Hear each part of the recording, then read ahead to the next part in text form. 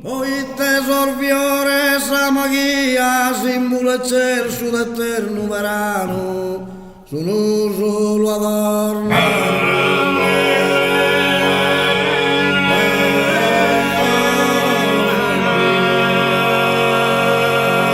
I pastori non sono però solo i custodi del paesaggio fisico, ma anche di quello culturale.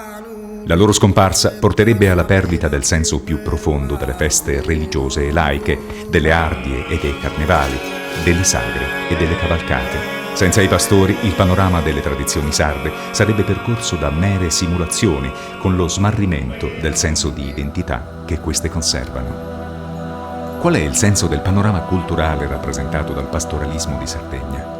Lo chiediamo al dottor Nicolò Migheli, sociologo e profondo conoscitore della cultura dei sardi. E il vero problema, come dicono gli anziani, è che oggi nel mondo pastorale sono diminuiti di molto i motivi di incontro. Mentre prima anche l'andare in campagna insieme, cioè lo stare a cavallo per esempio per molto tempo e farlo in gruppo, permetteva l'abitudine al pensare alla poesia, a raccontarsi cose in poesia e a sfidarsi in poesia. Così come anche le lunghe notti magari passate negli ovili oppure nei momenti di festa nelle varie cantine.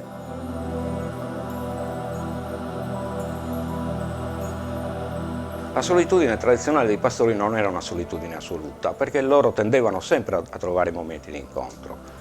Oggi invece sta diventando una solitudine quasi assoluta, perché ciascuno con la propria macchina raggiunge il proprio ovile, fa i propri lavori, ritorna e quindi ha pochissime possibilità di scambio con altre persone. Mentre prima il cavallo era veramente uno strumento di lavoro e tu trovavi i pastori che cavalcavano 365 giorni l'anno, oltretutto con delle forme di doma estremamente interessanti, perché a cavallo si poteva governare tranquillamente per esempio una mandria di bovini, riavvicinare un vitello che si era allontanato, stando sempre a cavallo aprire un cancello, togliergli la briglia per poterlo abbeverare sempre stando a cavallo, quindi un rapporto fortemente simbiotico. Beh, questo ormai è quasi scomparso.